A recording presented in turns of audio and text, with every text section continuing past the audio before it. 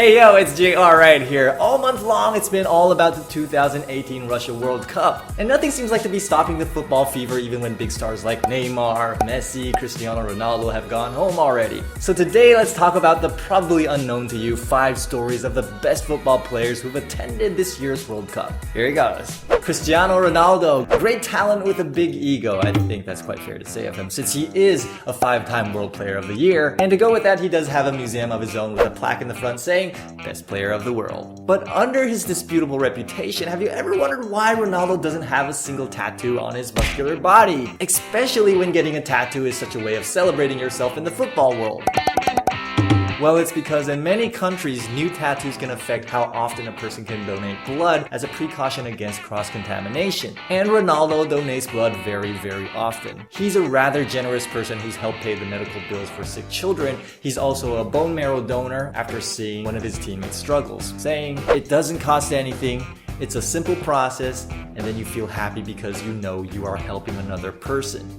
Lionel Messi. Messi is no doubt the best player in the world. Okay, maybe there is some doubt from Ronaldo. But on the contrary to Ronaldo, Messi is a very, very quiet person. The first time he stepped into the FC Barcelona youth team changing room, he was so shy, he didn't speak a single word. His new teammates couldn't believe how small he was, but later they were astonished by how good he was. When Messi was little, his grandmother would watch him play soccer with the other boys around nearly every single day. It was his grandmother who convinced his mother to buy Messi's first pair of cleats. And as you can imagine, when Messi's grandmother passed away when he was 10, he was so devastated he wouldn't touch a football for weeks. Eventually moving on, young Messi started to show great talent in the game and wanted to become a professional footballer. But at 11 years old, he was diagnosed with a growth hormone deficiency, which stunted his growth. At the time being, Argentina was undergoing an economical collapse. His family couldn't afford the treatment, and neither was any football club willing to pay for them. It was until he was 13 years old that he received an offer for a trial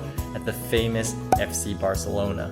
If Messi passed, they would cover his entire medical bills. Messi passed, their family moved to Spain, and that's where the legend began. Messi would then practice every day during daytime and inject growth hormone into his legs through needles at night until he was 14. Quoting Messi himself, "You have to fight to reach your dream. You have to sacrifice and work hard for it." Harry Kane. Remember Ronaldinho's stunning free kick against England in the 2002 World Cup? Ronaldinho takes, and David Seaman's caught off his line, and Brazil take the lead. Well, that broke Harry Kane's heart and became his first memory of wanting to play in the World Cup one day. But instead of bringing up his professional career, his stats, let's take a look into his personal life. With most football stars dating, marrying, supermodels, superstars, singers, etc., Kane lives a much more low-profile romantic life, engaged to his childhood friend, Katie Goodland. In this picture, Kane and Katie posed with David Beckham at the Beckham Academy. Little did he know, years later they would start dating each other. They were good friends at school, they always talked to each other, and it just came naturally. You won't catch Kane clubbing or drinking during football seasons. He doesn't have a cool Instagram account. You don't see kids wearing his jersey around. He seems to be the quite down-to-earth type of guy, and ironically, that's probably why he hadn't picked up much media attention before the World Cup. When Kane talks about his fiancée, he says, "She's seen my whole career. Of course, she's finding it a little crazy. If I was single now and meeting people, you'd never know if they were with you for the right reasons. Is it the money? You'd never really know. So I'm lucky I've got a childhood sweetheart." Angel Di Maria. In the quarterfinals of the 2014 World Cup, Di Maria tore his thigh muscle. With painkillers, he could still run without feeling the pain, so he told his trainers that he wanted to play in the finals, even if it would end his career. However, on game day, he was benched throughout the entire match as he witnessed Argentina lose 0-1 to Germany. Still full of running, and his guts. When Di Maria was little, he was always hyperactive, causing lots of trouble for the family, and it came to the point where his mother had to take him to the doctors. Fortunately, the doctor gave him just the right treatment: football.